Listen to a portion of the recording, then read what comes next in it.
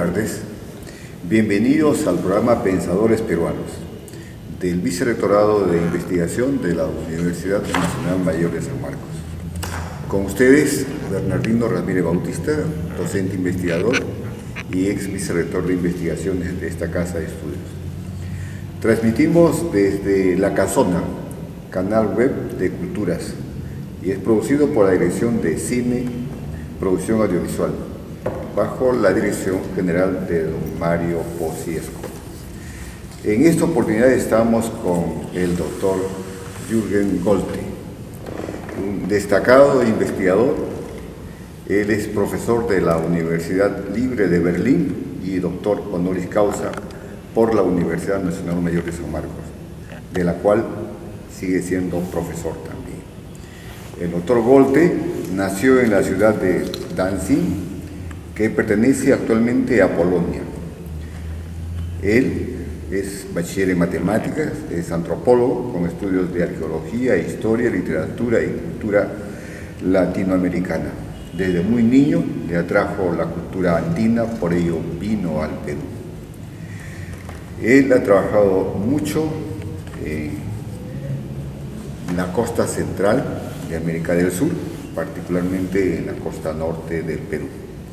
Ha investigado, ¿no?, básicamente sobre el desarrollo de la iconografía en la cultura moche, también en la cultura nazca y en el tiahuanaco, ¿no? Pero sus obras son múltiples, son alrededor de 80 publicaciones que tiene el doctor Golte. Realmente ha contribuido y sigue contribuyendo mucho al conocimiento del pasado pre-inca, ¿no?, con lo cual realmente enriquece la historia del Perú. Él no ha dejado de estudiar otros temas, por ejemplo, sobre la migración a la capital de Lima. Actualmente considera que el 80% de la población de esta gran metrópoli es de origen andino. Tiene pues años estudiando la iconografía andina, ¿no? Y en esto examina pues los objetos tridimensionales, la cosmovisión, los ritos y tradiciones de los artistas mochica. En los últimos años se ha dedicado a la comprensión del pensamiento moche en términos de conjunto sistemático de signos. Él cuenta, como repito, con muchas investigaciones, pero cabe destacar entre otros trabajos, por ejemplo, el de estructuras tradicionales y economía de mercado, la comunidad indígena de Guayopampa, uno de los trabajos antiguos que se hizo con el proyecto Cornell, ¿no? Igualmente tiene pues sobre repartos y rebeliones, Túpac Amaru y las contradicciones de la economía colonial. Un interesante trabajo que versa propiamente de lo que pasa pues a fines del siglo XVIII, los repartos de efectos de una forma compulsiva, como los regidores obligaban a los mestizos, a los blancos pobres, a los indios, a los negros, a comprar productos de España, pero que no tenían ningún valor para los pobladores de esos tiempos aquí en el Perú, pero se los vendía en forma compulsiva y además con precios muy caros y objetos inútiles. Realmente es un trabajo valiosísimo que no podemos dejar de leerlo, ¿no? Y igualmente él tiene otro trabajo sobre los caballos de Troya de los invasores, o sea, las estrategias campesinas en la conquista de la Gran Lima, es decir, cómo llega la gente, ¿no?, desde los diversos lugares del país, particularmente de lo que hoy se llama Lima provincias, ¿no?, igualmente de otras regiones del Perú, y cómo conquistan Lima. Eso es importante pues leerlo, como también tiene otro trabajo, Cultura, Racionalidad y Migración Andina. Bueno, por citar algunos, otros que son vinculados, ¿no?, a la iconografía, tenemos los dioses de Zipán, por ejemplo. Luego, las aventuras del dios Cusmique y su ayudante Murru, la rebelión contra el dios Sol, íconos y narraciones, un libro muy interesante, y en esta misma línea el libro que acá tenemos, Moche, Cosmología y Sociedad, una interpretación iconográfica. Bueno, está publicado por el Instituto de Estudios Peruanos, fue publicado en el año de 2009 y ahora hay una nueva edición, ¿no? Realmente nosotros nos sentimos orgullosos de tener al doctor Golte aquí para conversar sobre su gran producción intelectual antropológica. Su saludo, doctor Golte. Muy bien, muchas gracias por la introducción. A ver, no sé, usted ha tenido una predilección por estudiar pues, la costa norte peruana, ¿no? ¿Cuál fue el interés que le llevó a estudiar la costa norte peruana? bueno, hay varias razones. Primero, en la costa no tan norteña, sino media, al oeste de la Cordillera Negra, hay unos valles que solamente bajan la Cordillera Negra, después viene el Callejón de Huaylas y después la Cordillera Blanca, y en esos valles hay relativamente poca agua. Y cuando se introduce la agricultura de irrigación en la costa, más o menos 3500 a.C., en esos valles primero se presentaba el problema de distribución. Se necesitaba gente con poder que pudiera distribuir equitativamente el agua a los campesinos. Y entonces se desarrolla en esos valles, precisamente, se desarrolla una cultura que muestra un pensamiento nuevo que permite una jerarquización en términos parentales, es decir, de parentesco. Es decir, cada uno en la sociedad tiene un lugar según su relación con los dioses primordiales y no puede cambiar ese lugar. Los jefes tienen un sitio, los campesinos uno, los artesanos otro, los pescadores otro. Entonces un pescador, por ejemplo, nunca podía pensar en ser un jefe porque no estaba en el lugar correcto del árbol de parentesco derivado de los dioses. Es como que hay la creación de varios dioses. Y esta cultura que se desarrolló, así que Rucharí, la arqueóloga de San Marcos, lo ha centralizado sobre Carral, que es 2500 a.C., es decir, 1000 años después de que empieza esto.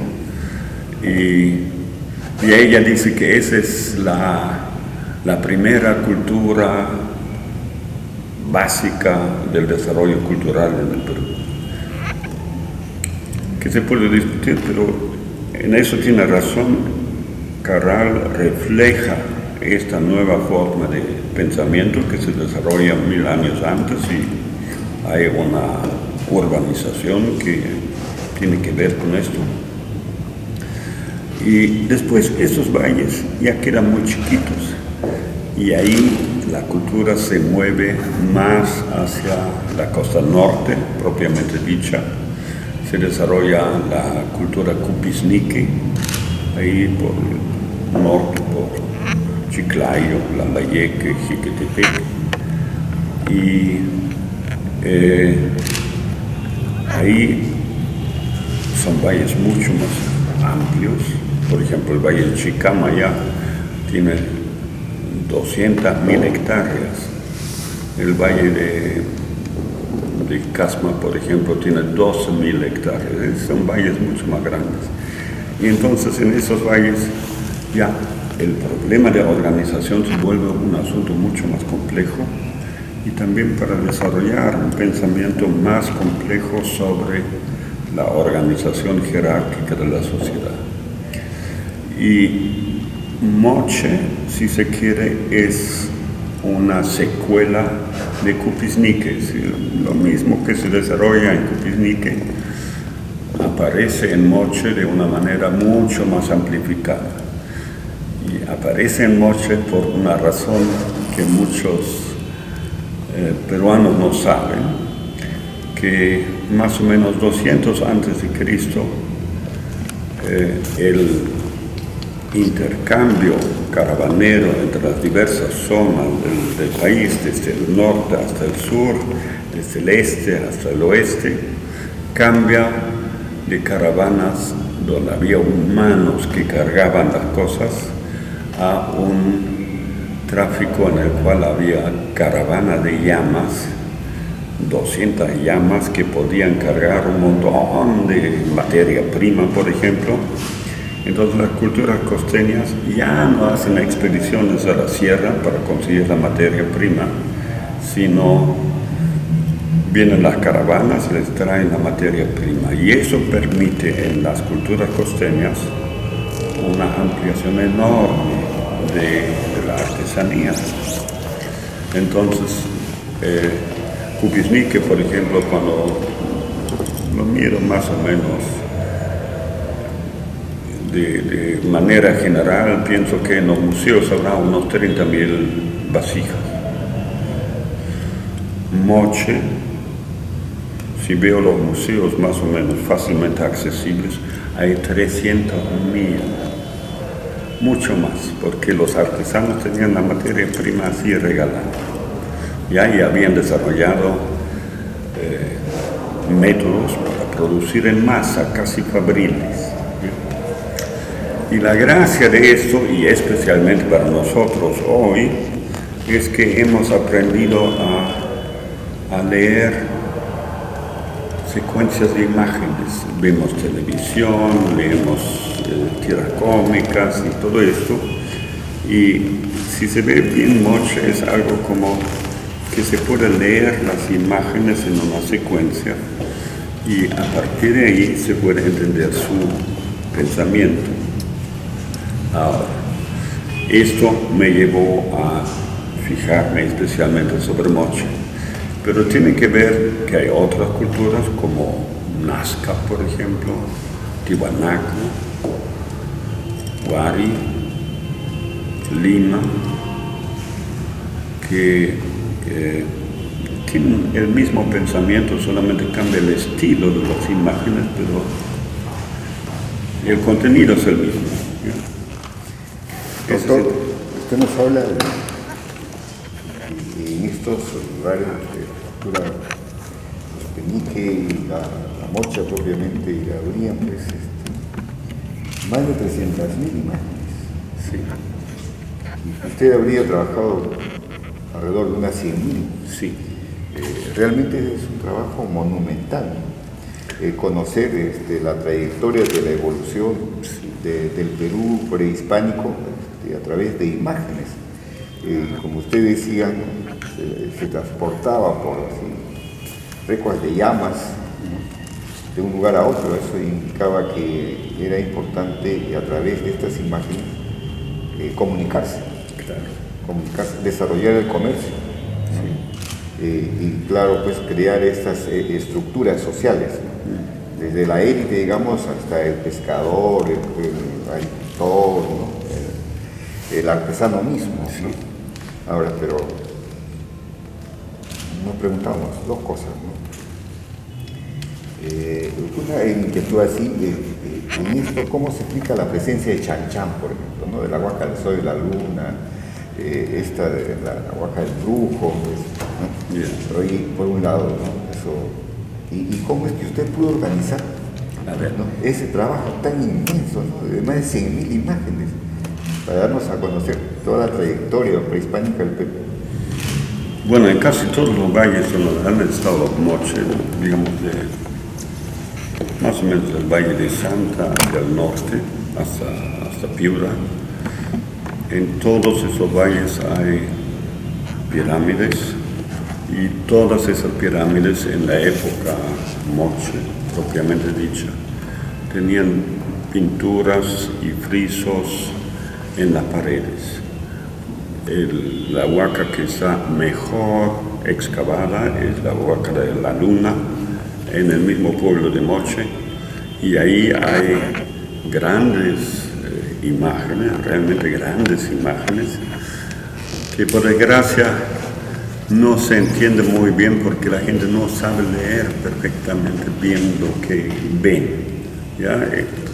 En los años 60, en San Marcos mismo, se separó la antropología de la arqueología y yo pienso que ha sido un error porque se necesita conocimientos antropológicos para poder entender lo arqueológico.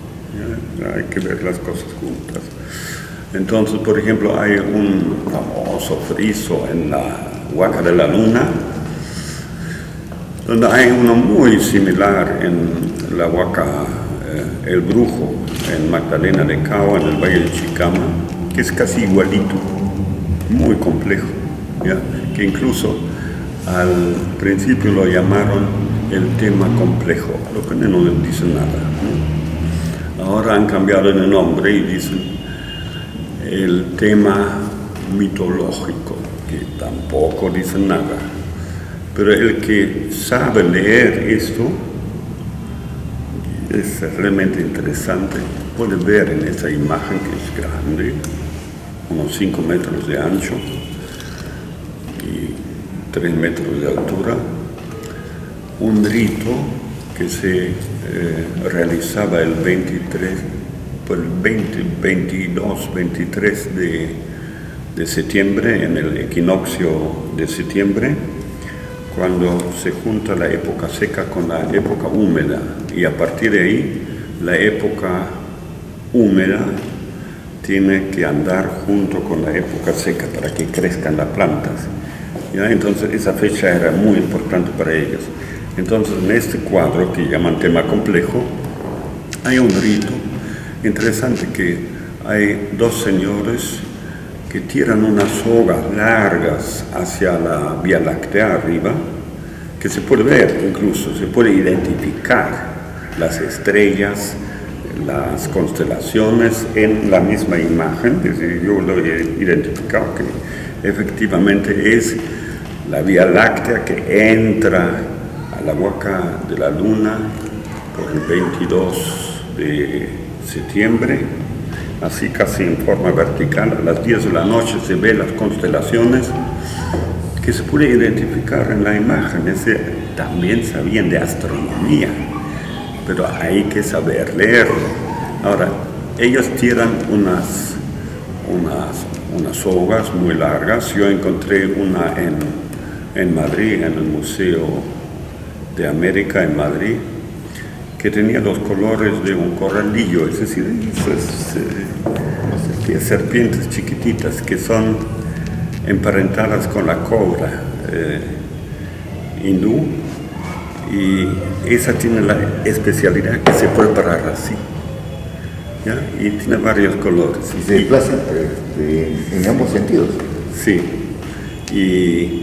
y la gracia es que esa soga enorme, que tiene más de 12 metros, en Madrid, tiene exactamente los colores del corralillo, y eso tiraban hacia arriba, hacia la Vía Láctea. Entonces bajan los seres de la Vía Láctea hacia la Tierra, y los de abajo pueden subir arriba. Por ejemplo, en una de las sogas está el zorro de arriba y el zorro de abajo, del cual habla José María Arguedas.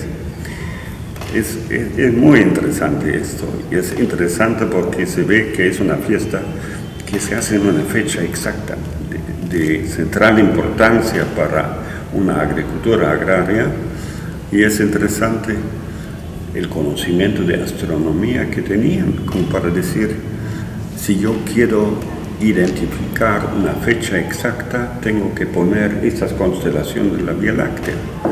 Cosa seria. Si se explicaría bien, creo que vendría el doble de turistas simplemente para ver el conocimiento de la astronomía que tenía la gente de aquel entonces. Además es a todo color, no es como los huacos que son bicolores, sino es a todo color. Y ahí se ve las estrellas, las constelaciones, se ven los señores con las sogas que tiran hacia la Vía Láctea, se ven los seres que suben y bajan. Perfecto, ¿ya? Y en realidad en la Huaca del Brujo, en el Valle de Chicama, se ve lo mismo. Y si bien es muy complicada la imagen, lo que se ve es igualito en toda su construcción, lo que precisamente muestra que no han pintado y formado las imágenes a la loca, sino han pensado muy bien, queremos decir esto. Bueno, brevemente eso sobre la Huaca de la Luna, que es importante y además linda. Yo pienso que cualquier persona la debería conocer, pero eso me lleva a Chan Chan. Chan Chan es de los chimúes, es ya una cultura posterior. Y la semana pasada estuve en Chan Chan, en la ciudadela Chudi, se llamaba antes, ahora tiene otro nombre. Y cuando se entra a la Plaza Mayor, hay por ambos lados de la entrada a la Plaza Mayor, hay unas construcciones muy ingeniosas que permiten ver cuando el sol está exactamente encima de esas construcciones. Entra la luz del sol por un canalcito hasta abajo y entra hasta la base misma, hasta la tierra. Ya entonces con estos aparatos podían ver cuándo era el equinoccio de septiembre. Y en la plaza misma hay unas imágenes de unas ardillas que ponen la cola así encima de su cabeza como para protegerse contra el sol. Y lo interesante es que cuando se va más allá en la misma ciudadela Chudi, nuevamente hay una construcción parecida para ver el equinoccio, pero ahí las ardillas ya no ponen la cola simplemente encima de su cabeza y su cuerpo, sino que tienen un hijito en el brazo, que es un símbolo de que ya empezó la época de la procreación. Es interesantísimo esa continuidad cultural que hay, y siempre me da pena que la gente no se fija bien en las imágenes, porque las imágenes hablan de por sí. Algunas veces se habla sobre la importancia de la escritura, pero la gente moche, y también por ejemplo la gente nazca o de Tiwanaku, Wari, sabían expresarse en imágenes que no necesitaban escritura. Ya como hoy podemos ver una película y no necesitamos que leer lo que nos dicen abajo, podemos entender lo que está pasando. Los mochos sabían esto, y con sus imágenes exactamente sabían de qué se trataba. Y como moche es, en ese sentido, una vez que uno ha entendido cómo funciona, es fácil de leer, no es tan complejo. Hay que pensar que era una forma de comunicación que tenían que saber grandes grupos humanos, ¿ya? No es una cosa así sumamente dificultosa, ¿no? Se puede entender así. Y la gracia es que repiten en cierto grado, un poquito como los cristianos, que también repiten sus imágenes importantes. Los moche también repiten sus imágenes importantes, y entonces los 100.000 que habré visto más o menos, en realidad se reducen a una cantidad menor de temas entrelazadas. Y con la forma como hay que leerlo se puede entender cómo pensaba. Doctor, yo he tenido la oportunidad de estar 2 veces en la Huaca de la Luna, pero en verdad no pude leer lo que usted me está diciendo. Creo que es primero por falta de información. Las cartillas que nos alcanzan no aparece eso. No dice. Entonces uno va y quiere leer, ¿no? Quiere leer, pero lo que usted me cuenta de las constelaciones, etcétera, valía la pena que eso se difunda, sí. Digamos, mayor información, y como usted dice, los turistas lo tienen en cantidades, ¿no? Me preguntaba en la Huaca Chudi, por ejemplo, hay una especie de reservorio casi al fondo, sí. ¿no? ¿Qué explica eso? Ya, eso primero. En esos recintos que había en Chanchan, había como 12 o 14 recintos grandes, vivían las familias principales. Y entre esos recintos medio rectangulares, con murallas altas, vivía la población en casuchas así con estacas, con techos de paja, de lo que sea. Entonces era una ciudad grande en la cual había unos centros donde las familias importantes, al igual como en el caso de los Incas, había grupos importantes en el Cusco y a cada grupo le correspondía una parte de los rituales a lo largo del año. Entonces los de la ciudadela Chudi deben haber sido los que tenían que organizar la fiesta en el equinoccio.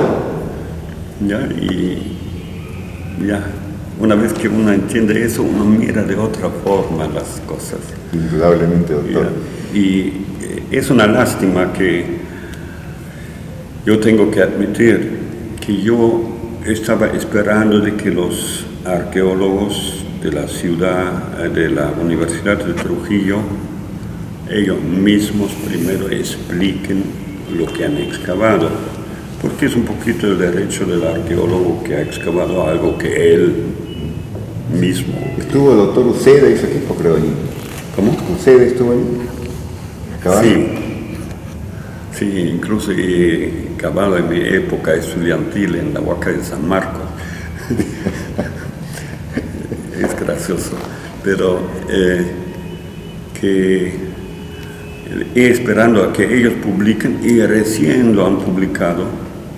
Y sí tengo la impresión que debería escribir un librito chiquito sobre esa fiesta del equinoccio, tanto en Chanchan como en la iconografía sobre las vasijas, y de alguna manera ponerlo al mercado a un precio bajo para que la gente se entere. Así es, doctor. Porque es extraordinario. Doctor, ¿y esto está asociado a lo que se llama la cosmovisión de los mochis? Sí, eso tiene que ver con la cosmovisión. Con la cosmovisión es un poquito como la cosmovisión que tenían los incas, y en muchos pueblos andinos hoy en día todavía tienen esa cosmovisión, que hay básicamente un mundo de arriba diurno, que es masculino, y un mundo de abajo, también nocturno, también de la época húmeda, mientras lo de arriba es de la época seca, que están así, que en la superficie de la tierra se encuentran los dos. Y muchos de los ritos, tanto los incas como de los moche, son ritos que tratan de organizar que se encuentre bien el mundo de arriba con el mundo de abajo, porque por el encuentro, que para la gente precolombina debe haber sido como un encuentro entre hombre y mujer, nacía el futuro, y tenían que preocuparse de que nazca bien. ¿Ya? Entonces se fijaban de que se realicen bien los ritos para juntar un lado y el otro lado. Me acuerdo que en Lima había, donde Pachacama, es decir, el Señor de los Milagros, también aparece en octubre, es decir, después del equinoccio de septiembre, y había un alcalde que no sabía muy bien de qué se trataba, que una vez que había una serie de desgracias en Lima, quería sacar en junio al Señor de los Milagros a la calle, y la gente lanzaba, la gente que entendía, lanzaba el grito al cielo, porque no puede ser que un señor que representa el mundo de abajo esté en la calle en la época seca. No va. Es decir, no se realizó, pero la gente sigue entendiendo esto. Es interesante. Ahora van a sacar 4 veces, dice el Señor de los Milagros, doctor, en octubre y en noviembre. 4 procesiones. No, en realidad el Señor de los Milagros tiene importancia durante todo el periodo de la época húmeda, ¿ya? Desde septiembre hasta marzo, y con altibajos. Pero el Señor de los Milagros nuevamente me lleva a una cosa medio anecdótica. Una vez estuve muy cerca de donde pasaba la imagen del Señor de los Milagros, y por lo normal pueden mirar en cualquier sitio. La imagen del Señor de los Milagros es el Señor de los Milagros, así como en un cuadro, ahí está. Y ahí tenía la posibilidad de ver el otro lado de la imagen del Señor de los Milagros. Y al otro lado de la imagen, en la misma imagen, está la Señora las nubes. Es decir, también es lo masculino y lo femenino que se juntan en esa fecha tan importante que es el equinoccio. O sea, hasta el Señor de los Milagros de alguna manera refleja algo del pensamiento precolombino, que también tenían en el Cusco. Es realmente interesante. Ricardo Falla dice que la Virgen que está ahí, la imagen de los Milagros es la Virgen de la Antigua, que está en la catedral de la patrona de San Marcos. Sí. Y que en otros pueblos también la veneran, ¿no? Claro. Doctor, ¿y cómo vería usted esta relación, ¿no?, entre el poder de los moches y la producción artesanal que había? Bueno, eso es más o menos simple. Es decir, había una economía en la cual había una jerarquía que era importantísima para organizar la producción. Y los que estaban muy arriba en la jerarquía tenían la obligación de organizar a la gente y también tenían la obligación de recoger algo como dádivas, tributos de la población y distribuirlo, un poquito como los incas en parte lo tenían. Es decir, daban, por ejemplo, a los que vivían cerca de la selva, que producían, qué sé yo, miel, les daban lana de alpaca. Y al mismo tiempo, la miel daban a los de la puna donde no había miel. Eso hacían los incas, y algo parecido hacían los moches. Es decir, eran unos tipos que repartían, recibían bienes y repartían bienes. Y por supuesto que organizaban la distribución del agua, que es central en una agricultura de irrigación, es absolutamente central esto. Esto hacían, eso era su tarea, y por lo que se puede ver lo hacían bien, porque hasta el momento, es interesante esto, la superficie irrigada en la costa peruana es menor que la superficie irrigada en la costa peruana en la época prehispánica. Es decir, en la época prehispánica funcionaba mejor la distribución del agua, podían irrigar más, y ya, los españoles no entendían de eso. Así, doctor, porque se ven grandes canales de irrigación, ¿no? Sí. Y como usted dice, a grandes construcciones o grandes canales de irrigación también hay grandes construcciones, grandes monumentos. Sí. Y en todo esto, ¿qué papel jugó el señor de Zipán, doctor?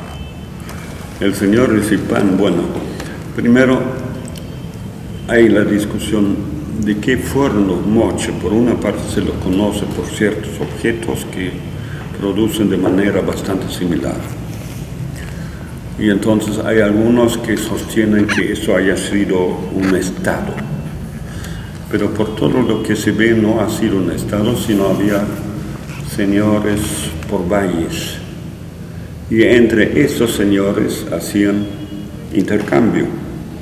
Y esos señores tenían adjuntos unos artesanos unos artesanos, y con los productos de los artesanos hacían intercambio entre ellos, que se puede ver, por ejemplo, que el señor Recipán ahí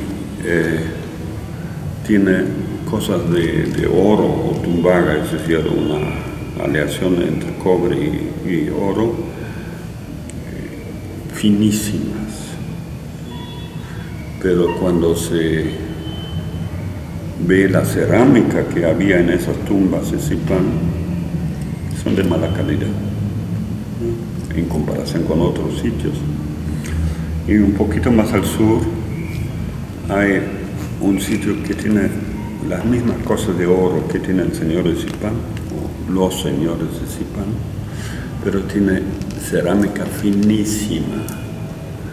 ¿Ya? Y con eso se puede ver que no era un sistema único, sino unos tenían más acceso a buena metalurgia, otros tenían buen acceso a buena industria textil, otros tenían buena relación con la producción de cerámica. Eso se puede ver. Y simplemente el señor Recipán ha sido un señor con todo su corte, porque hay varios personajes ahí en la misma Huacarajara, en Sipán, y esos sí han sido los señores que mandaban, y cuando se morían se los ponía ahí en toda su vestimenta, que de alguna manera imita la imagen que tienen los dioses, y había un nuevo señor que también se vestía de esta forma, y así el señor Sipán debe haber sido un señor de una parte del valle, ahí de Chiclayo, Lambayeque, y como tal debe haber ejercido poder, debe haber organizado la distribución de agua, y también debe haber organizado a los artesanos, y especialmente los artesanos de metal, porque es a todas luces el que mejores objetos tiene. En otro país no tiene esa calidad. Es decir, el señor de Sipán no es algo así como un rey. Poquito está mal el museo que hay en Lambayeque, las tumbas reales. Tumbas reales. A mí simplemente yo pienso que los nombres tienen que decir las cosas tales cuales son. Entonces no son tumbas reales, sino son tumbas de señores de valle, que es otra cosa que un rey. Rey es una cosa del mundo antiguo, pero difícil que entre la gente a la cabeza. Doctor, ¿es verdad que usted es un convencido de que la iconografía contribuye a conocer el pasado? Ah, sí, pero muy bien, muy bien. Es decir, en este libro, que ya lo han sacado en segunda edición, yo explico esto. Por una parte la iconografía, primero, ¿por qué no lo han entendido en el siglo pasado? Es interesante esto. En el siglo pasado, los que trabajaban sobre iconografía moche, porque ya se trabajaba casi desde el principio del siglo XX, ahí ellos lo primero que hacían era llamar a un pintor, como estos que han pintado estos cuadros, y le decían al pintor, ya, lo que está sobre la vasija, píntalo en un cuadro. Y el pintor pintaba un cuadro al estilo europeo, es decir, rectangular, y ahí estaban las imágenes. Entonces los que interpretaban las imágenes miraban no el huaco o la vasija, sino miraban la pintura del pintor. De estilo europeo. Sí, y ese ha sido el error fundamental. Yo, un poco después del del año 2001, yo con una vasija grande, moche, entendí que no se puede ver así, que las imágenes moche hay que verlos en la superficie tridimensional en la cual están expuestas. Recién ahí se puede leer, y una vez que se puede leer así, es fácil. Es decir, yo ahora con ese conocimiento puedo ver una vasija y puedo leer, y son cosas diversas. Es decir, por una parte son narraciones, realmente narraciones. Hay una narración muy larga sobre una nueva divinidad que surge, que es algo así, una divinidad que puede solucionar conflictos, que se puede entender porque en los moches surgían ciudades cada vez más grandes y un sistema simple de divinidades ya no bastaba, se necesitaba alguno que era actor y que podía solucionar conflictos. Y esa es la nueva divinidad. Y sobre eso hay una narración muy larga que tiene más de 200 imágenes sobre todas sus aventuras y cómo se vuelve intermediador entre el mundo de abajo y el mundo de arriba, y finalmente va a la Vía Láctea y se convierte en una divinidad del cuerpo de la cual crecen plantas, precisamente porque tiene algo de femenino y algo de masculino. Ese, por ejemplo, es una narración larga. Hay otras narraciones, por ejemplo, una sobre lo que se conoce como la rebelión de los objetos, donde los objetos de guerra en especial hacen una guerra contra los moche bajo el mando de las divinidades del mundo de abajo. También está muy claro, incluso está pintado como una tira cómica, y esas narraciones se pueden leer así como uno puede leer una tira cómica y ya está, ¿ya? Pero hay otras vasijas que tienen descripción de rituales, ¿ya? Los rituales que se realizaban a lo largo del año están descritos en una serie de imágenes, están explicadas en los detalles de las pinturas, y uno puede hacer algo así como un calendario ritual del año moche, y se puede entender muy bien.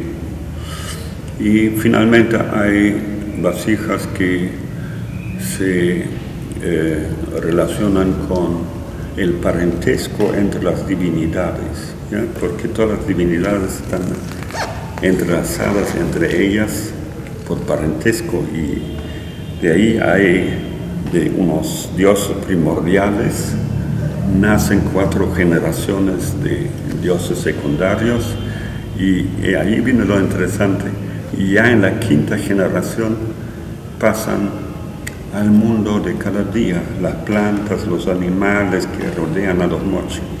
Y de ahí todos los dioses tienen una relación muy estrecha con ciertas plantas, con ciertos animales, y también con los humanos. Por ejemplo, los pescadores tienen una relación estrecha con las divinidades del mar.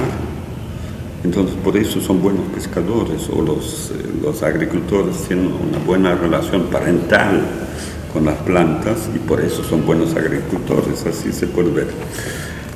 Es interesante eso del parentesco, y en cierto grado lo que no se ha estudiado bien, pero hay que decir que en antropología hay, en San Marcos, hay una enseñanza sobre los hermanos Cristo, ¿ya? Porque a lo largo y ancho de los años hay un montón de Cristos: el señor de Uruguay, el señor de Maynay, el señor de Huanca, el señor El Todos Señor Cristos. de los milagros, de Guamantanga, Claro. Señor que le Y dio cuando el se cautivo. pregunta a la gente, ¿es el mismo Cristo? No, dicen. Sino dicen, son hermanos. Y el que tiene más poder es el mayor, y el que tiene menos poder es el menor. Hoy en día dicen esto.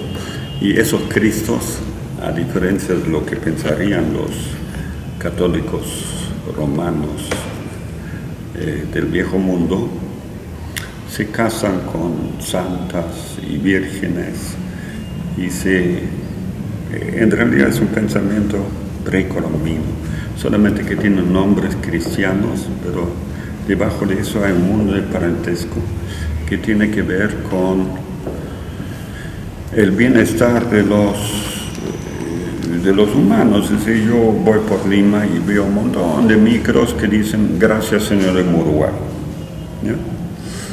Y uno puede pensar, ya lo ponen por ahí, pero no. Es decir, los que dicen gracias Señor de Uruguay, ellos se creen descendientes del Señor de Uruguay, y cuando han conseguido el micro, se dan toda la subida hasta Ticlio, bajan hasta Tarma, van a Uruguay, para que el Señor de Uruguay reconozca al micro como suyo y lo proteja.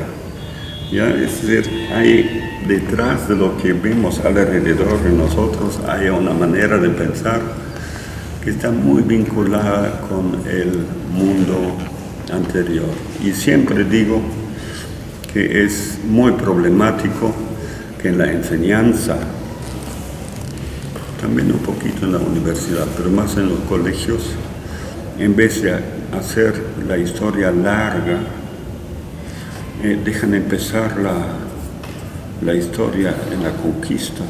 Vienen unos cuantos gatos de España y empieza la historia. Fue el quiebre, doctor. Fue el quiebre. Bueno, yo creo que podríamos continuar con esto porque es sumamente interesante ver estos asuntos, ¿no? Y lo que uno va observando es de que estos elementos que existieron, te dice, 2 milenios y medio, ¿no? Antes de Cristo, todavía están vivos, ¿no? Sí.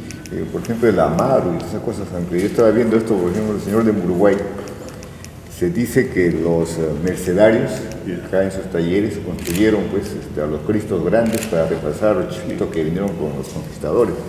Y eran 3 hermanos, ¿no? Uno fue el Señor de Guamantanga, que te encanta, el otro el Señor de Guayay, que está en la misma ruta hacia Pasco, y el otro el de Uruguay, que está por Tarma, ¿no? Bueno, y va en esto, doctor.